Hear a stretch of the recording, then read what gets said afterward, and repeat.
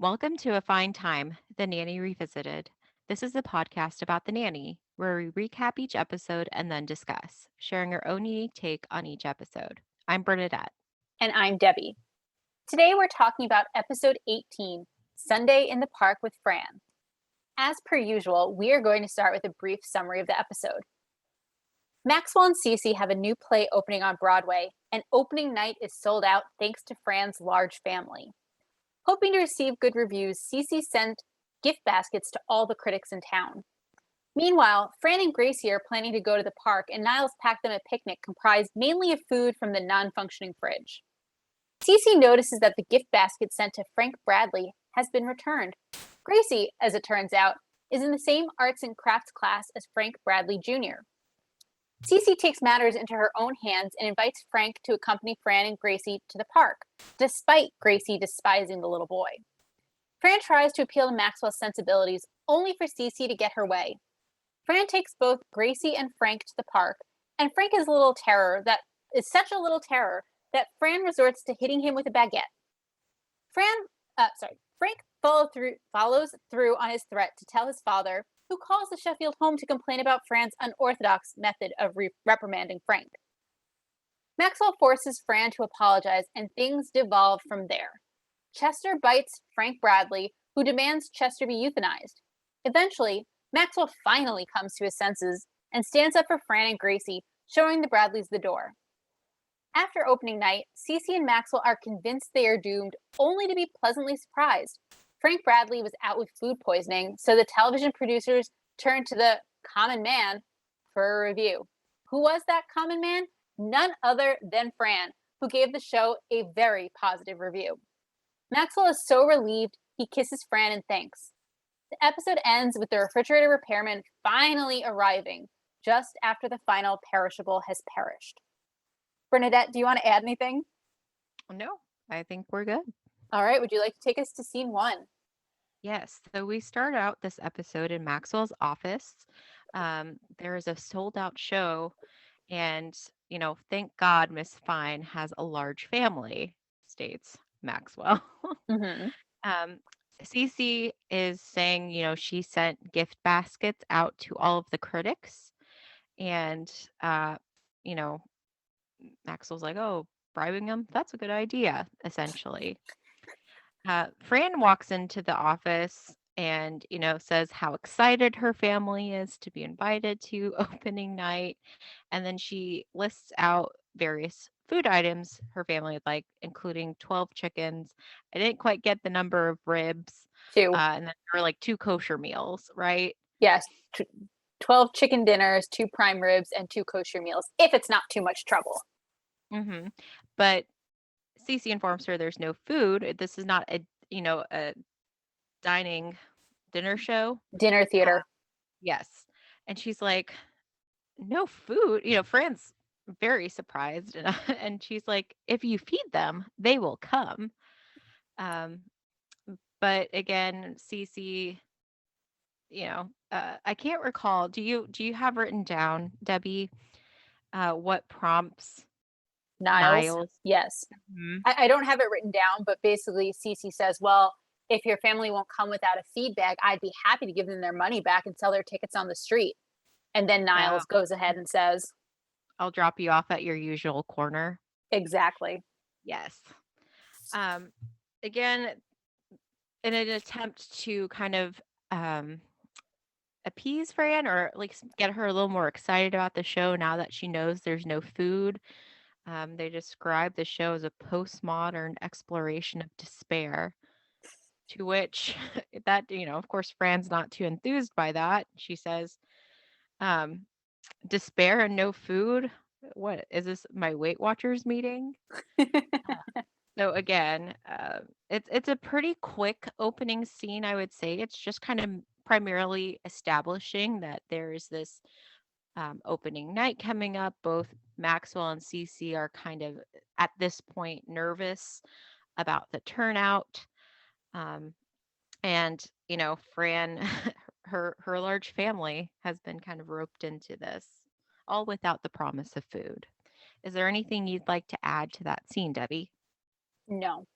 Okay. Um, I think you did a great job summarizing it. Thank you. Will you take us to the kitchen? Absolutely. So Niles is prepping a picnic for the park trip that Gracie and Fran are going to go on. And Fran basically is really, thanks him and is excited about it. Gracie tells her, the refrigerator's broken. If we don't eat it, it's garbage. Which, Mhm. as we see, this is also establishing a lot for the rest of the episode. Mhm. So in walks Cece, and she's carrying little Chester, who, for our wonderful listeners, if you don't recall, that's the dog played by Chester Drescher, who on the show belongs to Cece, but in real life was Fran's dog. Anyway, so Cece walks in with Chester and says, "Niles, my little Chester is hungry. Make him something." So he takes the baguette and taps him and says, "Poof, you're a Doberman. Attack." Mhm. So Fran's excited to see Chester, as am I, and she immediately tries to take him, and Cece points out that Chester doesn't really like strangers, and Chester's clearly ecstatic to go to to be in Fran's arms.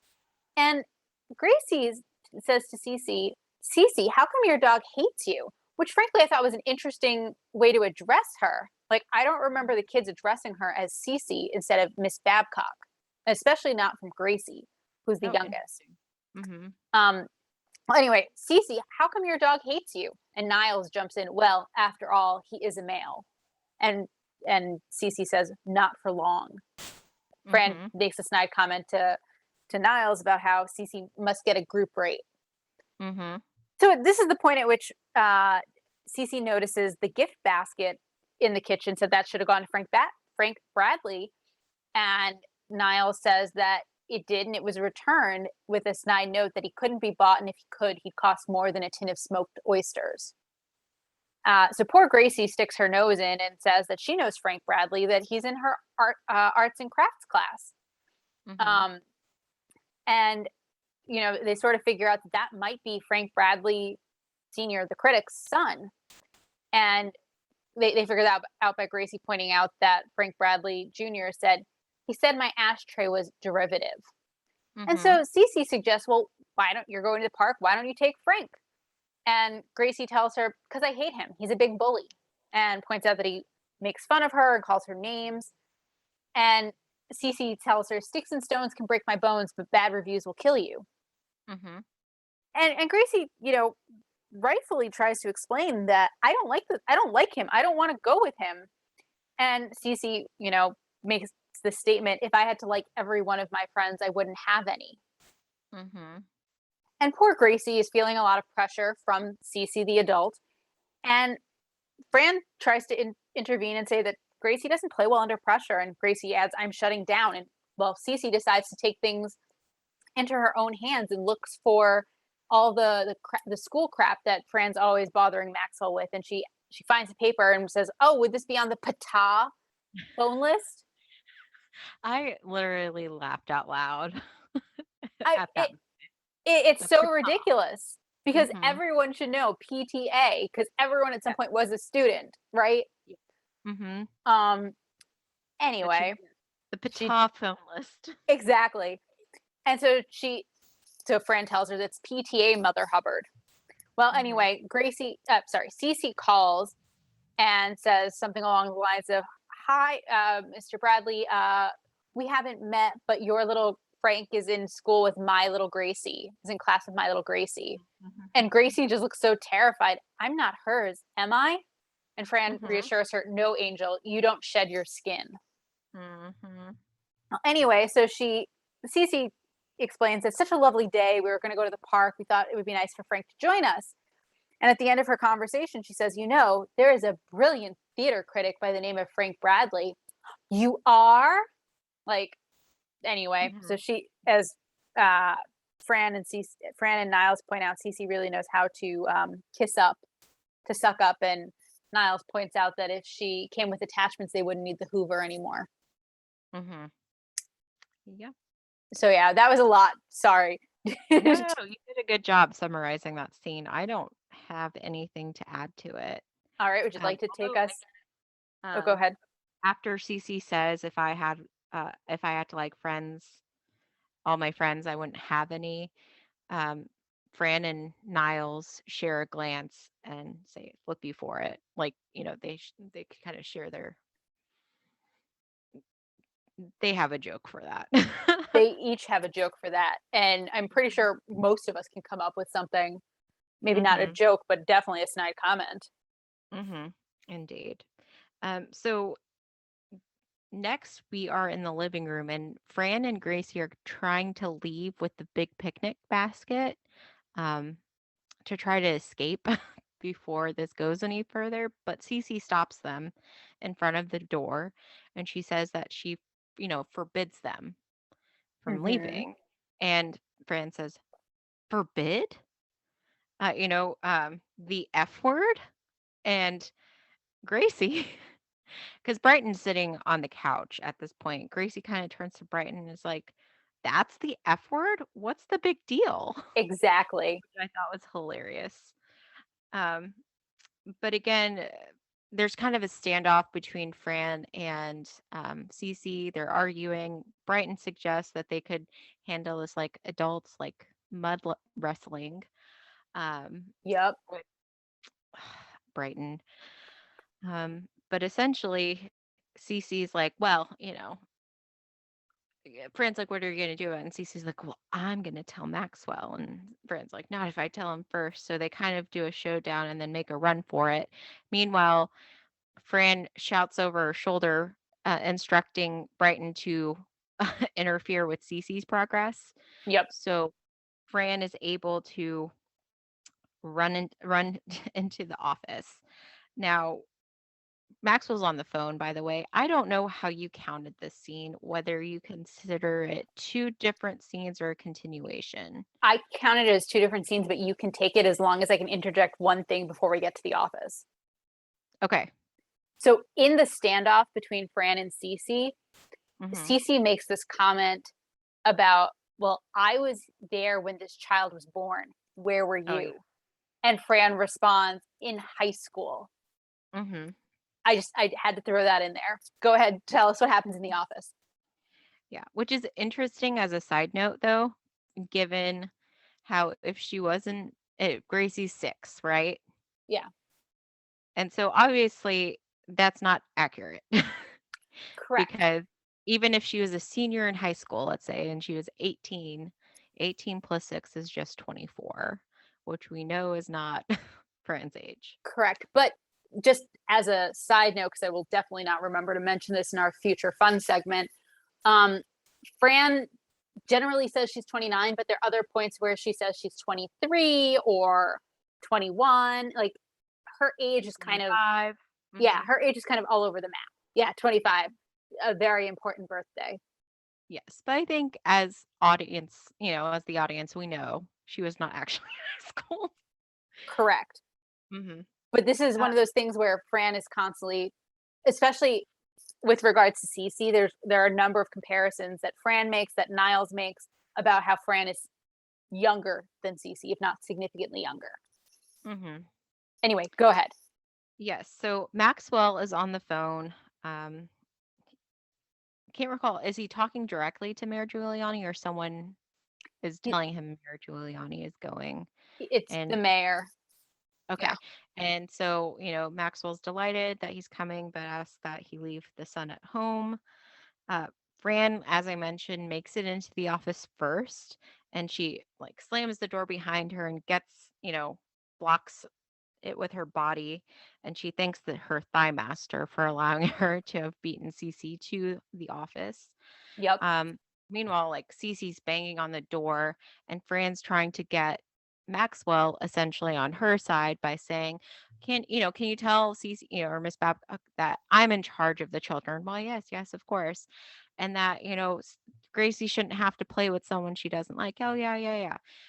But then after Fran believes Maxwell's on her side, she lets the door open. Cece comes in and Cece tells Maxwell, well, it's the son of Frank Bradley. And Maxwell immediately changes his tune and says, well, how does she know she doesn't like him if she doesn't spend time with him? And, basically, Fran can see that now Maxwell's on the side of Cece, and Fran notes, "Oh, I wish we'd have had this conversation out in the garden. The plants would have loved all this fertilizer." Correct. Um, so, was there anything you wanted to add? No, that you covered it. It's just amazing how quickly, like how much on a dime Maxwell turns. Yeah, exactly. So I guess in the next scene, we're at the park Hmm. and Fran has brought the two children with her. And Frank is a bit of a terror. He has, Oh, that's an understatement. uh, so I was trying to come up with a polite way to put it. Yeah. Um, he has an airsoft gun of some kind, Hmm. and he's shooting at the pigeons. Um, and as soon as he gets into the park proper, he says, "You call this a park?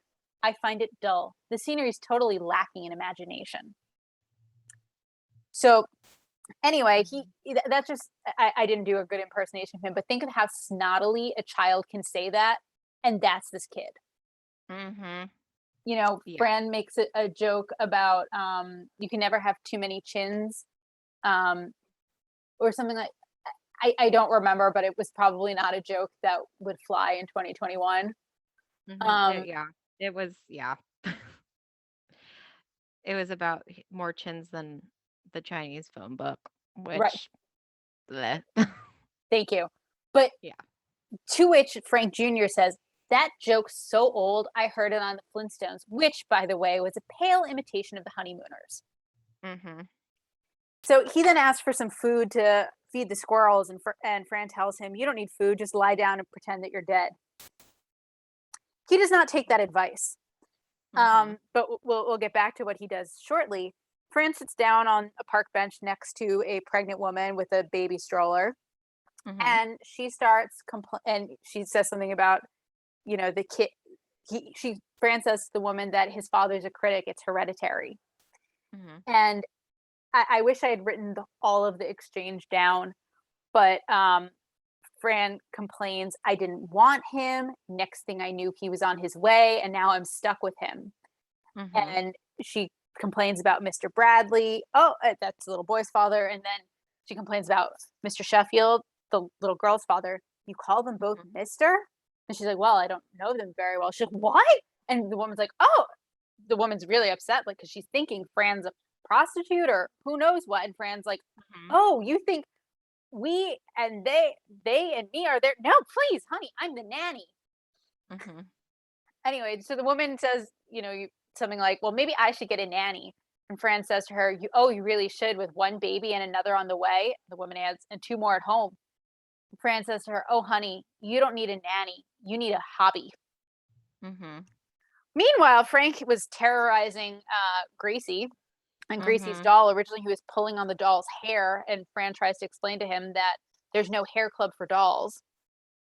Now, that doesn't stop him. So then he starts pulling on Gracie's hair. Hmm. And Fran warns him, "Frank, get off of her before I count to three." And then she does the thing that adults do when they know they're in trouble. And she counts one, two, two and a half, two and three quarters. And Gracie's shouting, "Three, three." And so Fran does the only thing available to her. She grabs the baguette and hits him with it. Hmm. And, you know, he he gets upset about that. "You hit me." "No, I didn't." Um, and he's like, "I'm going to tell my father." And she says, "Oh, I'm really scared." And he's like, "I hear your boss has a new play coming up." And then he takes his two thumbs, gives it a thumbs down. It's a sad face. Hmm. Yeah. So anyway, not only was he a terror to Gracie, he's now being a terror to Fran as well. Hmm. Quick question. Did you say hair clip or hair club? Club. Yeah. Okay. Good. I heard clip and I was like, I'm pretty sure it's club, but okay. Sorry Yeah. if I said I meant to say hair club. Sometimes I Hmm. talk, my mouth goes faster than my brain does. So Yeah, no, it's good. Did you sorry. notice the big size difference between Gracie and Frank Jr.? I did not. I did not. Because the Frank Jr. is so much smaller than Gracie. Um, So I thought that added an interesting element too, because again, he's so tiny and yet he is such a big terror. I did And not as notice that. I guess to me, his personality makes him bigger than he is. hmm yeah, no, I kind of, when they first walked in, like into the park, I noticed it kind of right away. And, to some extent, yeah, sometimes girls are taller than boys until like puberty. But it was just such a sizable difference. I took note of it. But like Interesting. you said, he does have a really big personality. The actor does a really good job of conveying like how just snotty and, as you said, what a terror he is. He has no regard for anybody, really. Correct. Um, but another thing Fran does is, are you going to make me walk over there? And turning to the lady, he's going to make me walk over there. And then she doesn't, you know, she's, I guess she doesn't really enter, until she kind of hits him, uh, swats him with the baguette. Um, she hasn't really done any substantial attempt to intervene. Does that Right. make sense? Right. It's like she was trying to find ways not to intervene. hmm But yeah. So, are we ready for the next scene? I think so. Would you like So to do we're the honors? Yes. So we're back in the Sheffield residence in the living room. Once again, Niles is kind of working on some type of arrangement or something, or cleaning. I don't know.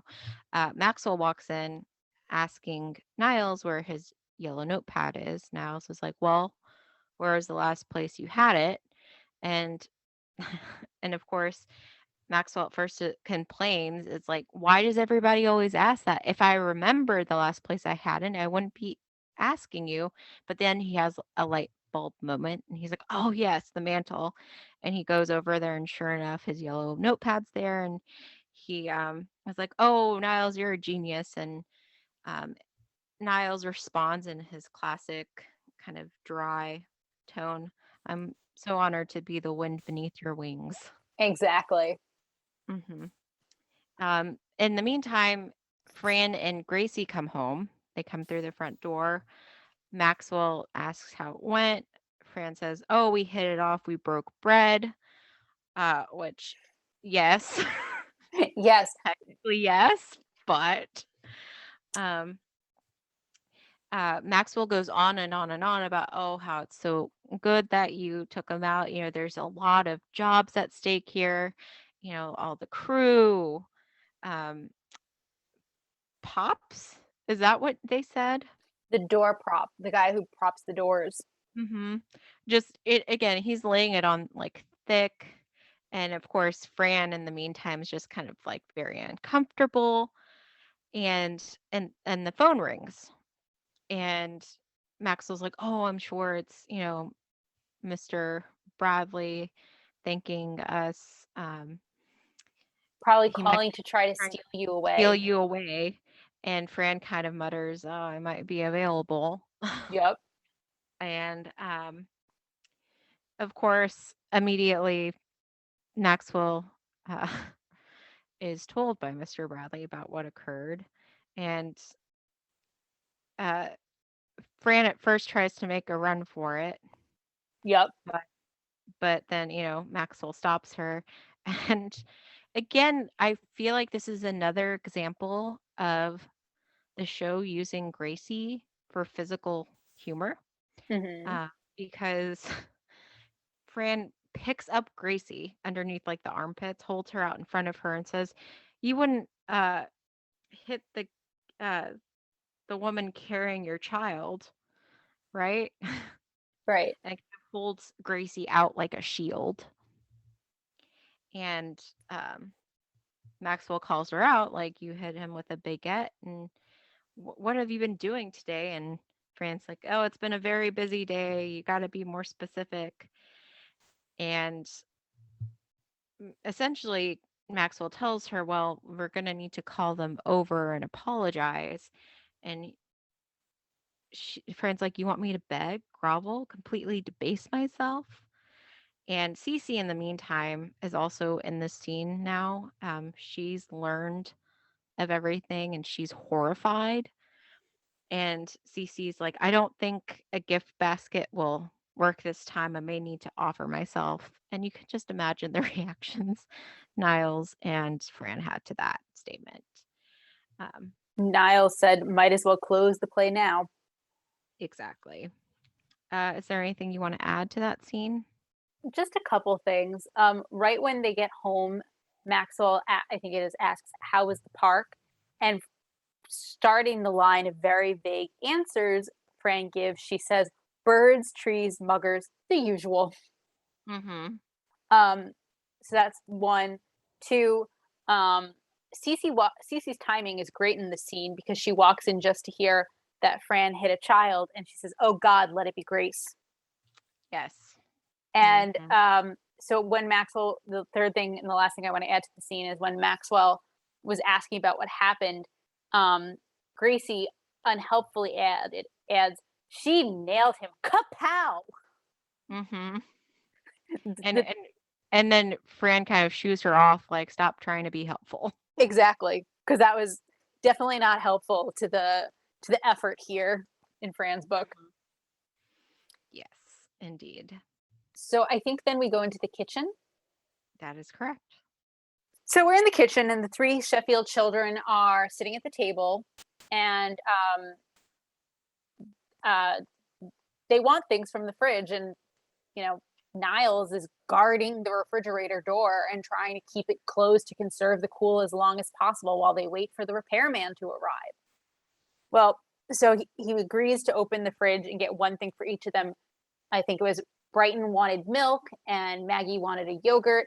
And Gracie didn't want anything, but when she was told that the doors aren't opening again until 6 p.m., she says, okay, pudding.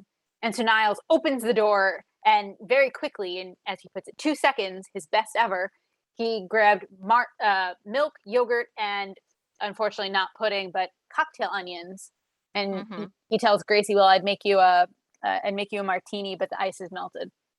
Mhm. And I will say it was very impressive how quickly he was able to open the door and take those items out.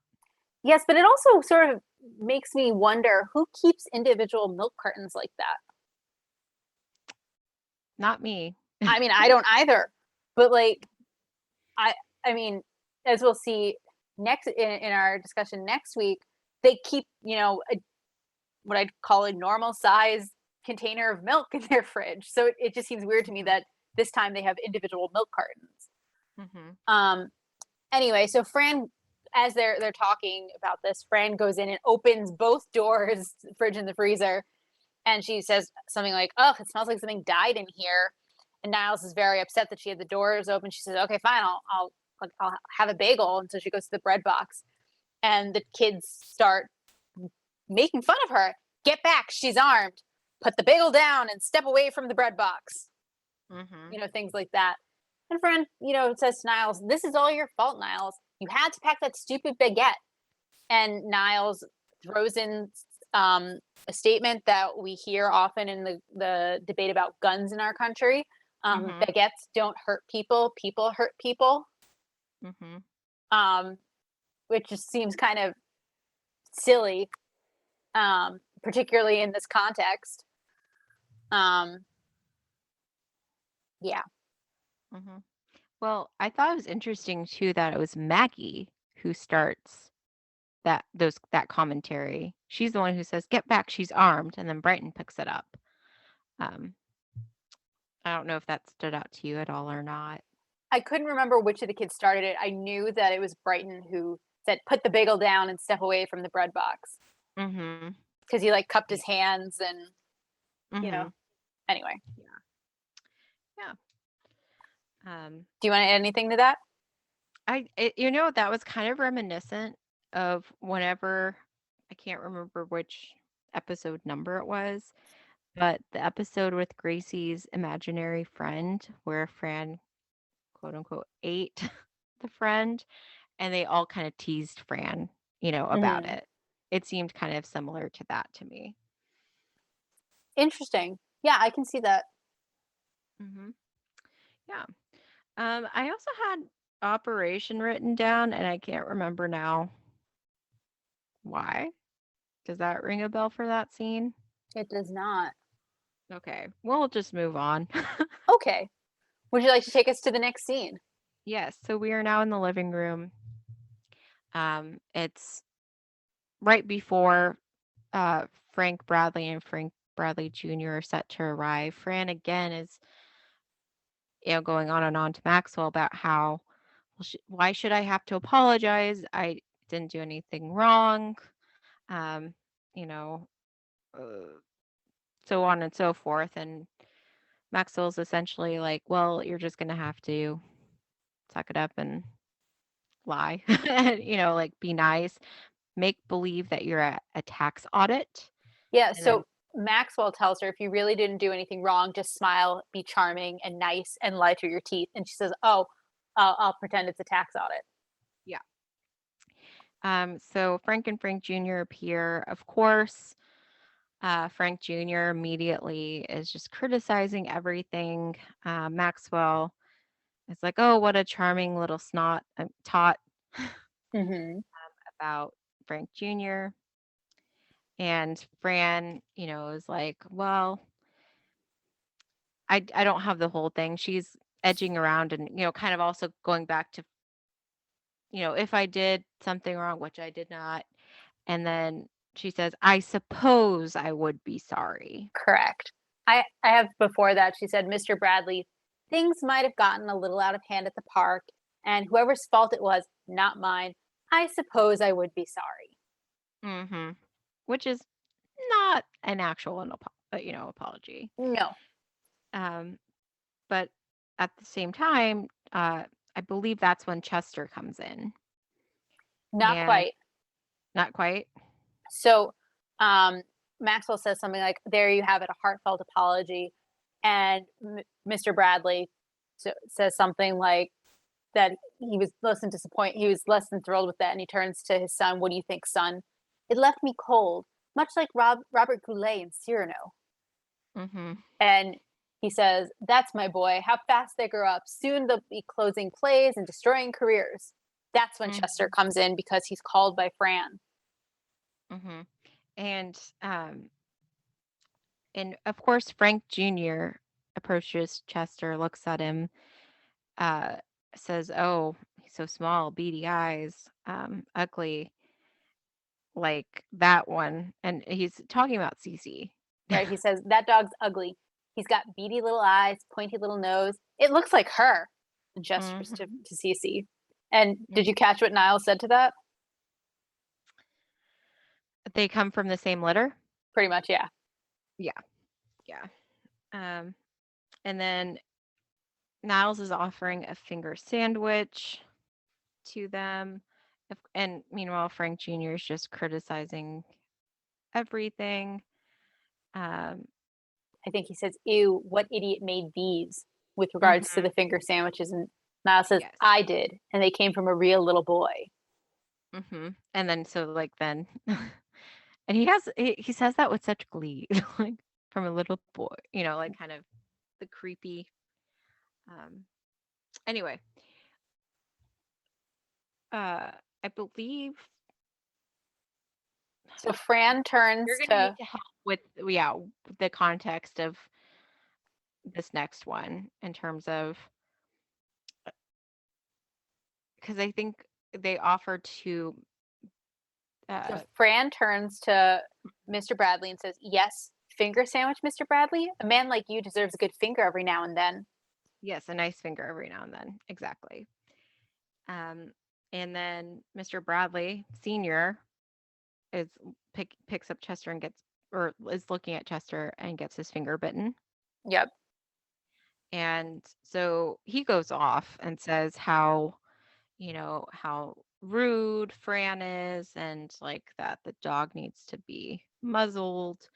And essentially Cece is offering to like put Chester down. Right, but Report. that's only after she first says that that dog has That's no not, affiliation to Maxwell, myself, yes. or our play. Yeah, and Fran's like, after she, Cece offers to put Chester down, she's like, "Listen, Cruella, Exactly. you're not gonna touch this dog." And Cece instinctively is like, "But he's my dog." And Mr. Bradley's like, "I thought you said he wasn't." Oh, I forgot. He was a gift from Maxwell, a gift from the heart, which means, I can. I can kill him if I want to. Yes, exactly, which is not usually the logic. No, not at all. hmm And Fran kind of turns to Niles and makes the remark, and get a bucket of water. Let's see if she melts. Yup. Um, and at this point, Maxwell's had enough. He Oh, finally puts his can I foot just throw in down. one other thing? hmm During this conversation, Mr. Bradley, the adult, comments about how he should muzzle the nanny as well, I believe. hmm Yeah. Maxwell has had enough. He's like, Fran, Miss Fine was right. I shouldn't have forced my daughter to play with your son. Um, you know, all this kind of stuff. Essentially, it leads to, let me show you to the door. It's over there. So he doesn't actually walk towards the door. He just kind of points. It's over there. Um, Mr. Bradley picks up a finger sandwich and holds his son's hand, and they walk towards the door. And then Frank Jr. turns around and dramatically points and says, "You'll never work in this town again." And they Correct. lead. And of course, Fran immediately starts gushing over Maxwell, saying, "Okay, it usually takes you a long time, but here you come on your white horse."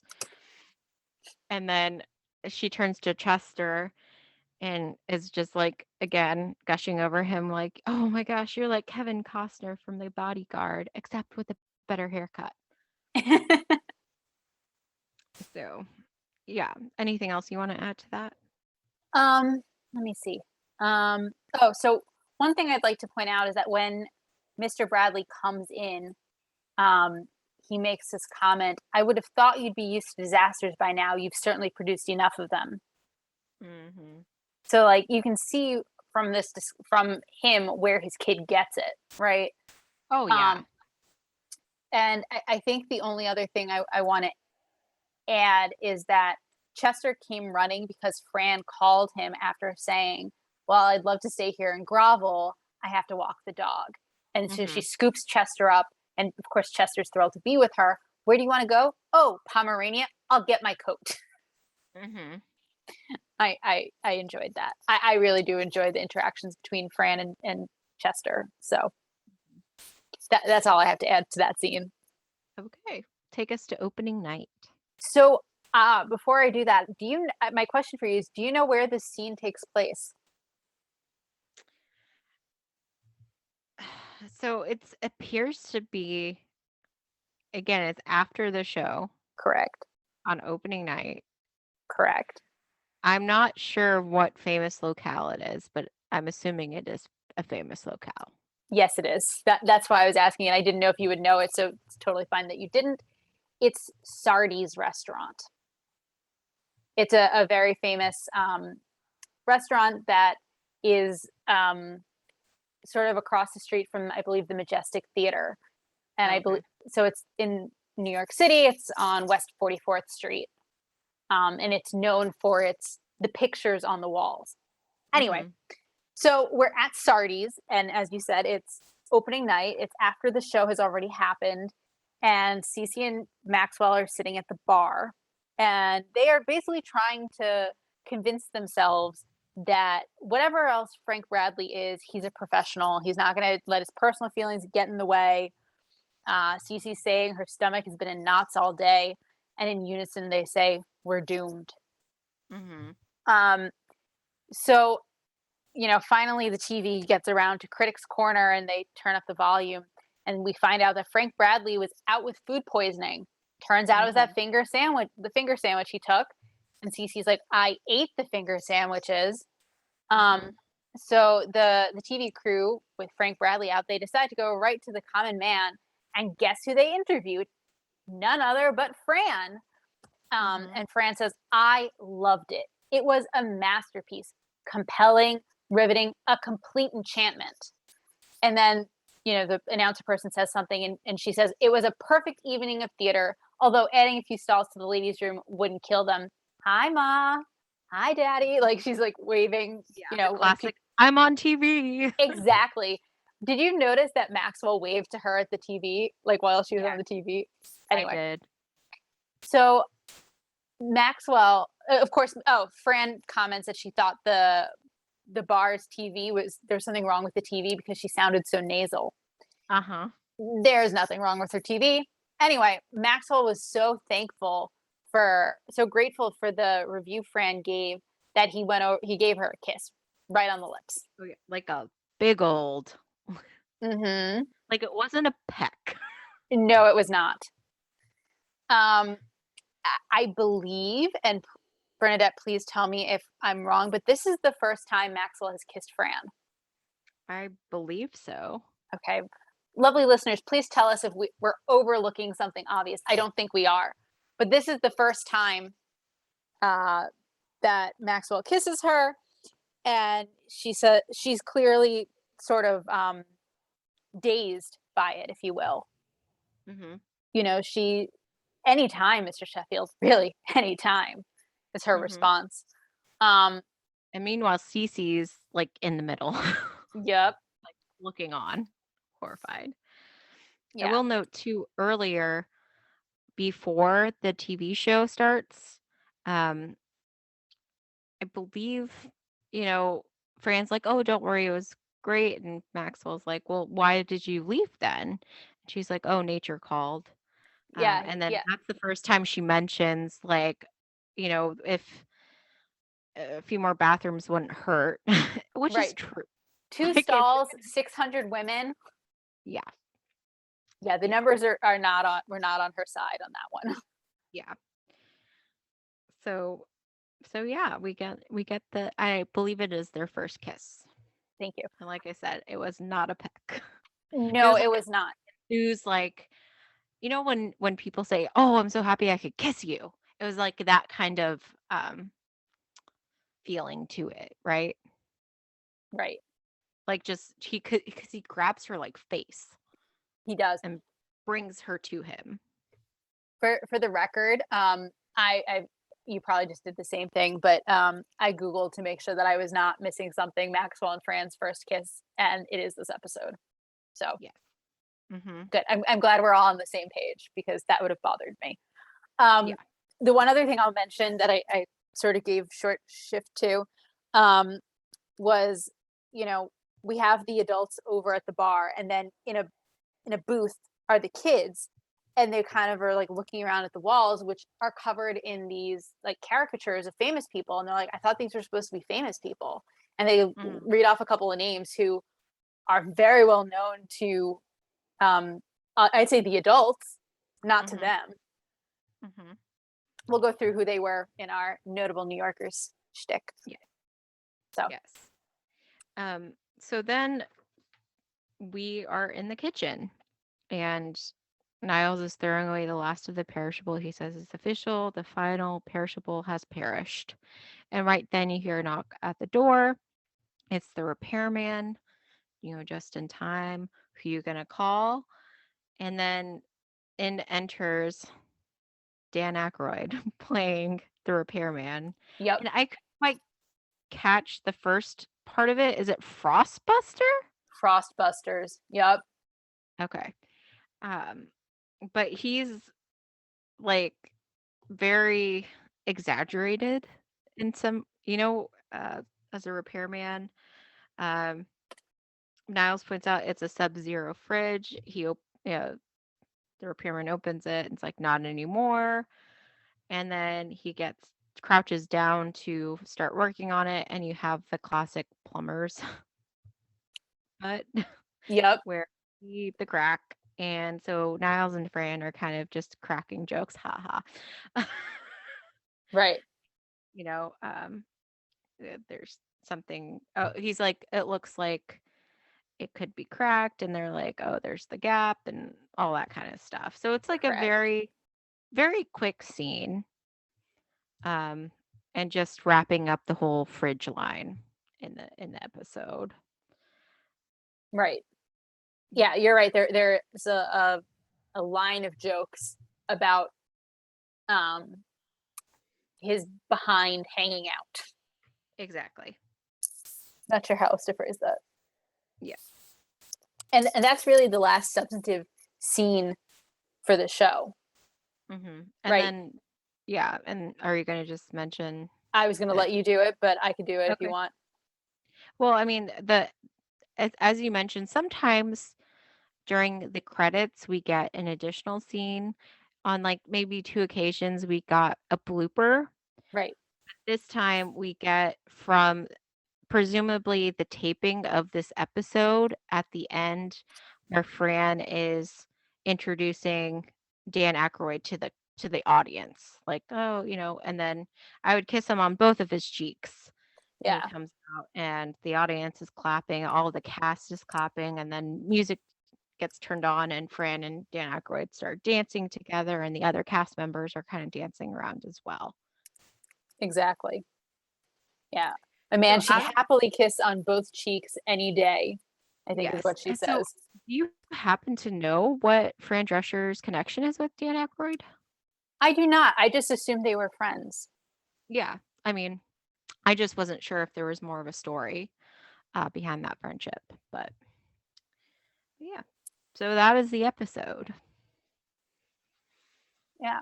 Um they were good. I think they were good friends. According to IMDb, I'm glad you asked that. They became good friends after, where'd it go? After she co-starred with Dan Aykroyd and Donna Dixon in the 1983 film Dr. Detroit. Okay. So at this point, they would have known each other for like 11 years or so. Right. And then there's actually, I think, an interview on by Fox News where she recalled a traumatizing home invasion in 1985, after which she and her husband lived with Dan and Donna Aykroyd for 3 months. Oh, okay. So, yeah. Yeah. Okay. Is there anything overarching you want to address before we get into our shticks, or should we dive right in? I think we can dive right in unless there's something you want to talk about. Let's dive right in. All right. Would you like to start with our favorite fashion? Sure. So for the most part, for most of the episode, they're wearing the same thing, right? Right. Um, and then we have Fran, at what they're all wearing at the opening night. Well, let me To ask me, you, did you yeah, like go ahead. what she was wearing, what they were wearing before opening night? Like, let's kind of draw a line in the sand and talk about, Mhm. you know, pre-show and then show, I guess. I mean, so she was wearing like a red and black vest, right? With black So jeans and a shirt. before, I thought she was wearing the black pants with the leopard print vest. Oh, sorry, you're right. Yes, the leopard print throughout. Um, yes, you're correct. Sorry. It's okay. Fran has so Um, many wonderful outfits. It's hard to keep she them has a lot straight. of vests. It's like, which vest am I thinking about? I personally am not a big leopard print fan, so I'm about it. It's not good or really bad. Do you have a strong opinion one way or the other? I generally don't like animal print because I think it encourages people to think of animals as clothing to wear. Mm-hmm. But I do actually like that outfit. Like, I think Mm-hmm. she looks great in it. I would not wear it. I could possibly be persuaded to wear black pants or leggings with a black shirt and a vest. Not that Mm-hmm. one, but she pulls it off really well. So, Mm-hmm. Yeah.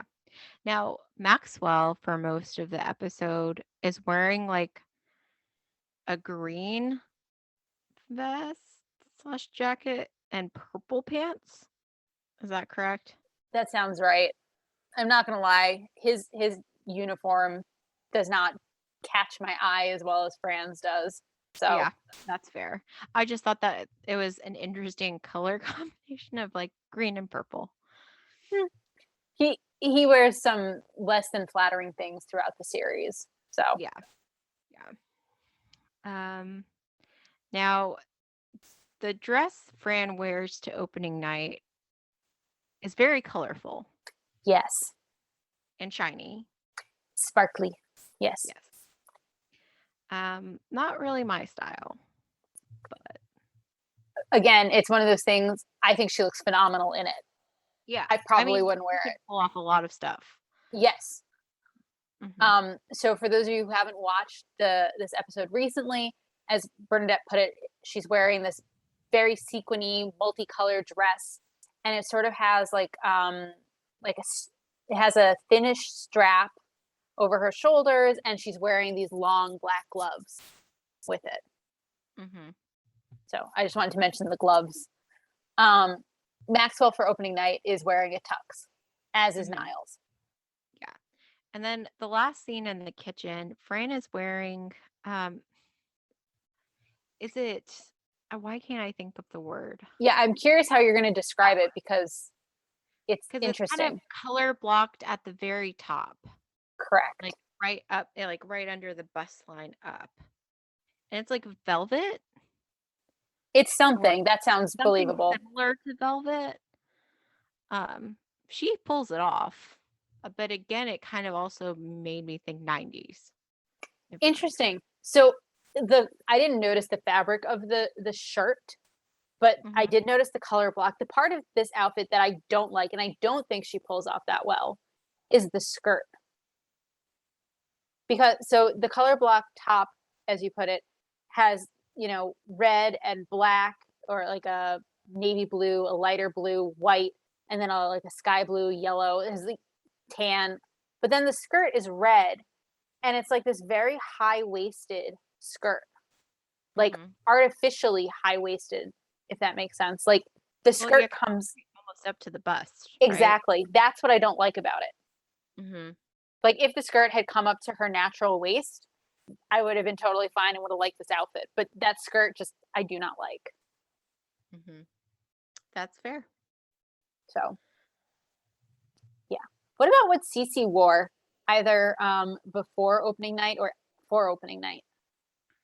Honestly, it didn't make much of an impression on me, Okay. so you can discuss it. So before opening night, Cece was wearing um, either a dark, like a navy or a black skirt suit, but the skirt is basically floor length or close to not floor length, like ankle length. It's long, it's fitted. It's one of her nicer outfits, I will say, Hmm. that we've seen so far. And I think it has a little bit of a pattern on the chest. Um, so for Cece, I like it, but again, it's not something I would wear. Um, Hmm. and then for opening night, I think she's wearing a black dress with a wrap, I guess, but the wrap sort of comes up to her ears and it's black and pink. So she has her hair up. She looks very nice despite her stomach being in knots all day. Hmm. Yeah. Anything else you wanted to discuss in terms of fashion? I don't think so, but thank you. Okay. For notable New Yorkers, Oh, we have a bunch. yeah, I was about to say, I was it last episode or the episode before, we didn't really have much. This one is chock full of different Correct. references. Um, Correct. Let me let you go first. Okay. So we've already mentioned Mother Hubbard, who is from a nursery rhyme called Old Mother Hubbard. Hmm. You referenced Mayor Giuliani and his son. Um, Hmm. I'm sure everyone knows who Rudy Giuliani is, so I'll say no more about that. But do you know what the reference to his son was? I assumed some type of scandal, but I didn't know the specifics. See, that was my assumption too. But when I Googled it and put in the year like 1994, apparently when Giuliani was being sworn in, his son Andrew um, sort of stole the show. Oh, really? He was a little kid. He wasn't an adult, so surprise number one. Um, Hmm. and so like when Rudy took the oath of office, his son stood up with him. When he tried to give his speech, his son stood at the podium too, and like Oh, okay. mimicked his So a gesture. a cute little It was thing. it was it was cute. Yes. Okay. He was waving and he was blowing kisses. He read a couple of the lines of the speech before his dad could. That's adorable. It was actually quite adorable.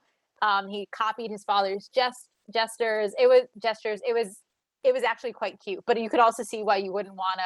I don't know. Let's say 10-year-old, 9-year-old. I didn't actually catch how old the kid was, but you could see why you wouldn't want a kid like that stealing the show from opening night. Exactly. Yeah. So that one was a pleasant surprise. Yeah. I'm glad it wasn't some like really terrible scandal. Which was what I also assumed it would have been. What does that say about? Anyway, Yep. so you also referenced Cruella, who is a reference to Cruella de Vil, the evil nemesis in 101 Dalmatians, who wants to turn the puppies into a coat. You also caught the line, "Niles, quick, get a bucket of water. Let's see if she melts," which I think is a reference to the Wizard of Oz and the Wicked Witch of the West, who melted when doused with water. Yes, that's my interpretation as well. So Sardi's, I already mentioned. I talked about it at length. You mentioned Dan Aykroyd, who was in Ghostbusters. So we got those. Do you want to go through some? Those are just the ones we've talked about so far. I have others, but would you like to jump in? Yeah, you also pointed out whenever Frank Jr. is criticizing um like at their house, the joke, he mentions the Flintstones and the Honeymooners. Yep. And let's see here. I will note too, just did you recognize the actor who played Frank Jr.? I did not, but I did Google who he was. Because he was very recognizable to me as a Fun. child actor from the 90s. Oh, really? Yeah, because he was in like Kindergarten Cop as well as I believe Full House. So among other things. So like I recognized him as a child actor like from the 90s. I did not. And then Frank Sr., I guess, he looked familiar as well. And I believe he was actually like a soap opera actor. Correct. That's where I recognized him from. He was on The Young and the Restless. Let's see here. Whenever Niall says "honor to be the wind beneath your wings," there's a song I'm aware of. I don't know if it's a reference to anything else.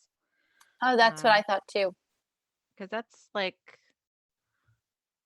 is it Bette Midler or is it who sings it? Bette Midler. Okay, glad I got that. And then you mentioned already too the whole baguettes don't hurt people, people hurt people, and that is often used in the gun debate. Yep. Let's see here. Do you want to add while Sure. I keep looking through my Siskel and Ebert. Yes. They are correct, famous film critics who were on television from 1975 until 1999 when Siskel died. That's according to Wikipedia. So the pictures they looked at Sardi's were of Ethel Merman and Mary Martin, both of whom, according to Wikipedia, were American actresses and singers. Ethel Merman was also an artist. Miss Merman was known for her voice and leading roles in musical theater. She was known as the, and I quote, undisputed first lady of the musical comedy stage. She was in things such as Anything Goes, Gypsy, Hello Dolly, and others. She died in 1984. I mentioned that because Mary Martin died in 1990. Mary Martin was, of course, best known for playing Peter Pan in Peter Pan and Maria von Trapp in The Sound of Music. I mentioned the years they died because when this episode aired, it would have been 1994. So that sort of explains why the kiddos, the Sheffield children, wouldn't know who they were. Mm-hmm. And that reminds me too, they also mentioned Groucho Marx, and they don't know who that is either. And then Maggie's like, oh, it must be Marky Mark's grandfather. Marky Mark, of course, being Mark Wahlberg. Who we've spoken about previously. Mm-hmm. And then I'm familiar with the name Groucho Marx and generally have a notion of The Marx Brothers.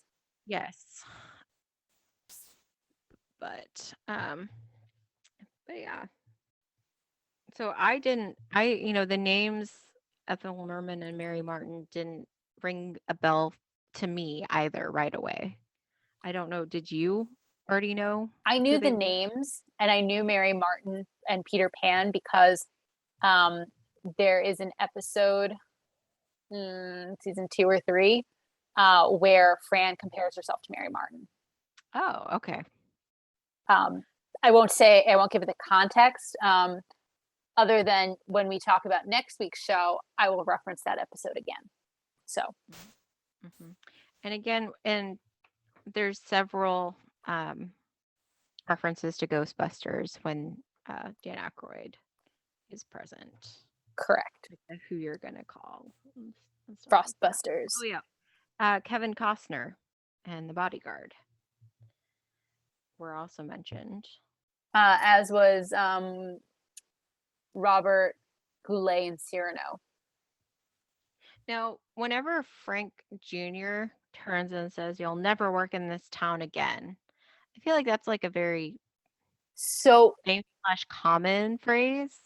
So I Googled, because I also thought that clearly that must be a reference to something. And I couldn't find a good answer as to where it comes from. Oh, interesting. Yeah, because it almost feels like it would be from a classic movie. But I mean, because you often hear that, "You'll never work in this town again." But exactly. So yeah, there's some things that think it might tie to "You'll never eat lunch in this town again." There've since been there's since been essays, I think, written with the title of "You'll Never Work in This Town Again." It's the name of a song by the Divine Comedy. Yeah, I read through a piece trying to where a webpage where someone asked what is the etymology of this phrase, and there wasn't a good answer. So interesting. So it's just kind of become part of the general vernacular. Yeah. Interesting. Did you have any other famous New Yorkers or notable New Yorkers? I don't think so. The only other thing that's tangentially related is that when they are at Sardi's, I don't know if you noticed what the children were drinking, but it looked like they were drinking Shirley Temples. Oh, I Which love Shirley Temples. I was gonna say it's my drink of choice. Shirley Yeah. Temple, lots of cherries and no ice. Mm-hmm. Best drink ever. Yeah. And for those of you who don't know, it's basically like strawberry syrup plus seltzer water, and then lots and lots of cherries. Mm-hmm. It's like grenadine and either Sprite or 7-Up, whatever. Yeah. It depends on how you make it. Yeah. Yeah. But you got to include the cherries. Lots of cherries. Yeah, anyway. Do you have anything for Yiddish cup? I didn't catch any Yiddish in this episode. Did you? No, not really. Again, I thought it was interesting just whenever at the beginning when Fran was talking about what her family wanted to eat, and she mentioned 12 chicken dinners, the 2 ribeye, and then the 2 kosher meals. 2 kosher. Mm-hmm. Yep. So, and then again, she also referenced like it would be good to have a seafood bar or something, which again is not kosher, correct? Correct. I mean, the meals that were not deemed a kosher meal would not have been kosher. Mm-hmm. So, yeah, that was like the only thing I noted, but I didn't even put it in my notes for today's conversation. So, okay. 90s nostalgia? I'm gonna go with the old cars. Yes. And then I have one other. Yes, go ahead. So, in the scene in the kitchen where we learned that Gracie knows Frank Bradley Jr. Mhm. She relates that his comment on her ashtray was that it was derivative. Kids were making Oh, ashtrays in the yeah. 1990s. I don't That's a think they good do that anymore. I wouldn't think so. But yeah. No, that's a good point. Did you catch anything? Um, I mean, again, I think like the whole waiting at the restaurant for the TV show, Hmm, I feel like now it might be more like on your phone, your smartphone waiting for like some type of post or something. interesting. That's a good point. So, I'd um, also like to think that theaters now have a better balance of stalls and ladies' rooms, but who well, knows? well, I think it might depend on the place. Um, I'm hoping for progress. What can I say? mhm. That's all I had. Yeah. I mean, I would say, um, yeah, there wasn't a whole ton. Like I mentioned before, some of the outfits seemed, 90s, but Mhm. but that's kind of a given. Yeah, I think that's fair. Mhm. All right, so Okay. then I guess we're into future fun. Mhm.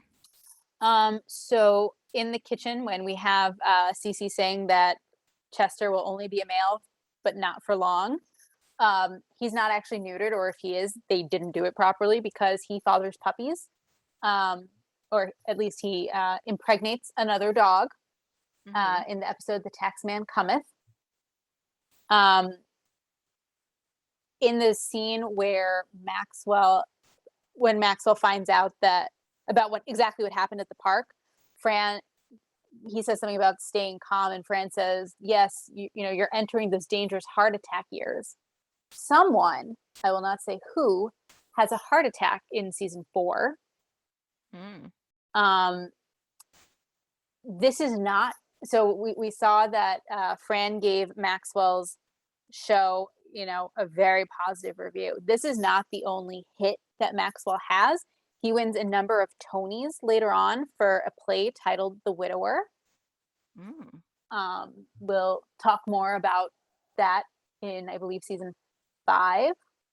Mhm. Um, and then the last thing, just because you mentioned Bette Midler, she's, I believe, on the episode You Bet Your Life. So Hmm. Bette she Miller is on You Bet Your Life. yeah, and it's spelled Bette. Makes So sense. anyway, unless you have anything else. All right. Not particularly. So ratings, and I Oh, think it's yes. my turn. Excellent. I love it when it's your turn. So struggle because obviously first kiss, yay. But in general, I wasn't really into this episode. So I'm giving it a 3. Um, Again, very excited for their first kiss. I did not see that coming. Well, that's Um, good. yeah. um, and, but in general, I was just not a huge fan of like, I mean, the child actor does a great job making Frank Jr. very unlikable, very Yes. annoying. Yes. Um, and then like the whole hitting children and all this kind of stuff. Not really a big fan. I also thought it was just like very random and odd, like the Dan Aykroyd cameo at the end. Um, but Fair. Not gonna lie, I didn't know who he was the first, like, oh I don't know, really? 100 times I've watched this episode. So, Mhm. I mean, he did like he contorted his face a bit when during that scene. So he wasn't immediately like recognizable. Um, but obviously with the Ghostbusters like reference. yeah, still went right over my head in number, like, basically until, like, the last 2 times I've watched this episode. So, Yeah, I mean, I don't know if I can describe very well the conflicting thing. It's just, I don't know. I guess I'm curious how you felt about the episode. I think I liked it better than you did, but I'm really struggling how to rate this one. Um, I definitely did not like it as much as the last few episodes we've watched. Mm-hmm. I think I'm going to give it a 3.5 because I think I can live with that. Okay. Um, I I I found a lot of the dialogue witty. I enjoyed the conversations in the kitchen. I enjoyed um, Fran's attempts to not say what happened at the park. Mm-hmm. Um, and then there's also the first kiss, which um, it for those who don't want to hear the next two sentences, please fast forward to the end. Um, this is the first of many, Mm-hmm. and it's nice to see that. Mm-hmm. So Yeah, I I mean, don't want to say I more think about it. yeah, that honestly is doing a lot of work for this episode for me. Um, because again, I guess just going back how Cece and Maxwell completely disregard Gracie, not wanting to have that play date in the first place. Mm-hmm. And then the whole like hitting thing, like I don't know what how Fran did or didn't deal with the situation of Frank Jr. being a terror. Um, and then, of course, Frank Jr. and his father were insufferable. So, They really were. I mean, I do not condone hitting children, but I mean, Frank was a terror. hmm Like, it sort of was good on Fran for resisting as long as she did. Would have been better had she continued to resist, obviously. hmm Um, but but like she made no attempts to remove him from Gracie, like to pick him off or. no, that's a good point. I mean, I sort of wonder if she would have been able to pull him off her, or if that. I mean, because keep in mind, he was, I think, pulling Grace's hair. hmm So, like, if she had tried to move him, she would have hmm continued pulling Gracie's hair. Yeah. But like prior to it escalating to that point as well, No, that's she true. she was kind of like, "Don't make me walk over there," you know, Mm-hmm. or like one, two, two, like it's anyway. Yeah. I mean, also keep in mind that at one point when they're in the park, she shouts at Frank to not shoot at the birds.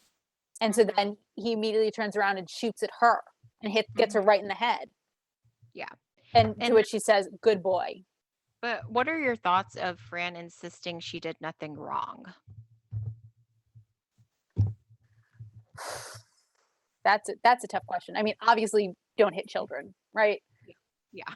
Like, but I mean, I guess if you're going to hit children, hitting him with a baguette is sort of hmm the least bad of the options.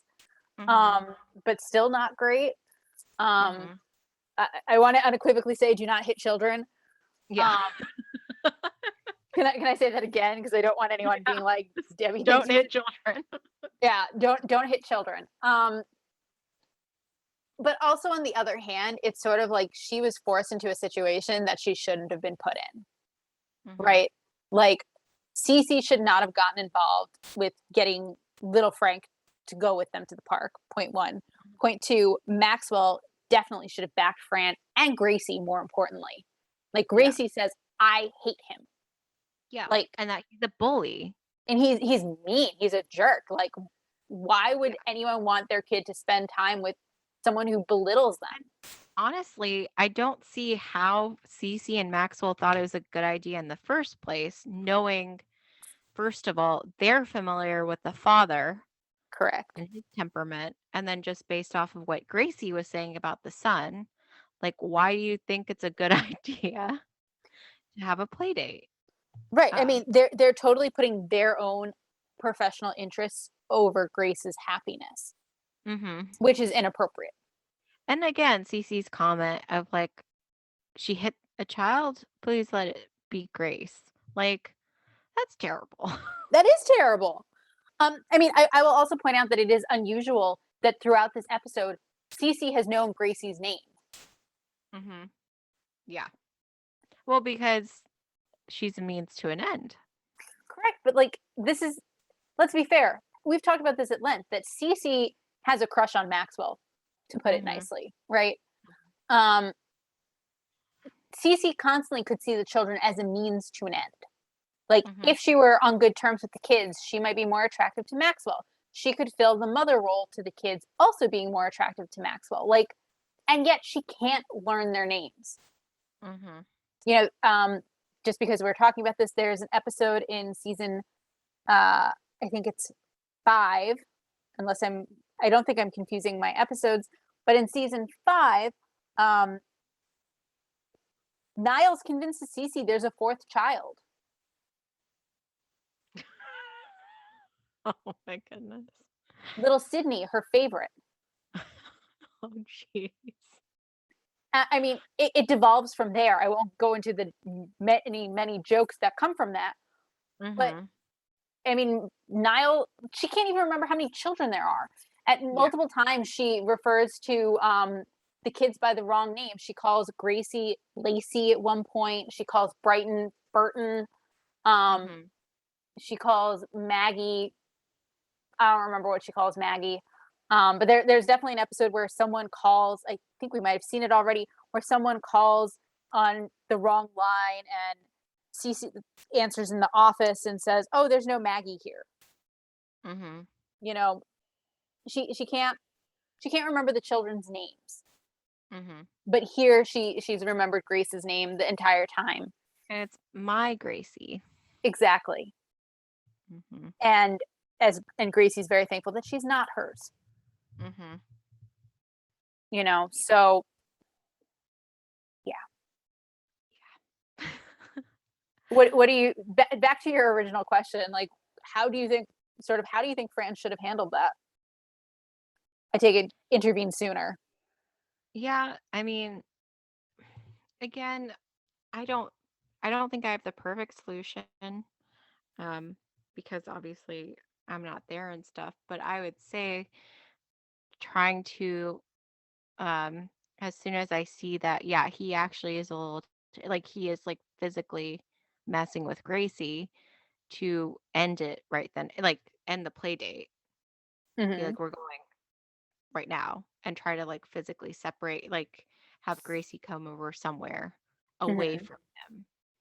And then in terms of like when he's on Gracie, like, I don't know, try to tickle him to see if he would let go. I don't know. I don't have a good solution, but as I mentioned, he's so tiny, like, and especially compared to Gracie. Um, I don't know. Or like be Interesting. like, you know, let you need to let go, or, you know, I'm gonna tell your father, or like what, I don't know. But Do you think it would have played out differently had she done that? if she said the father thing, probably not. In terms of like he would probably feel like his father would have his back. He seemed like a little Malfoy, like a little A Draco. little bit, My yeah. father will be hearing of this.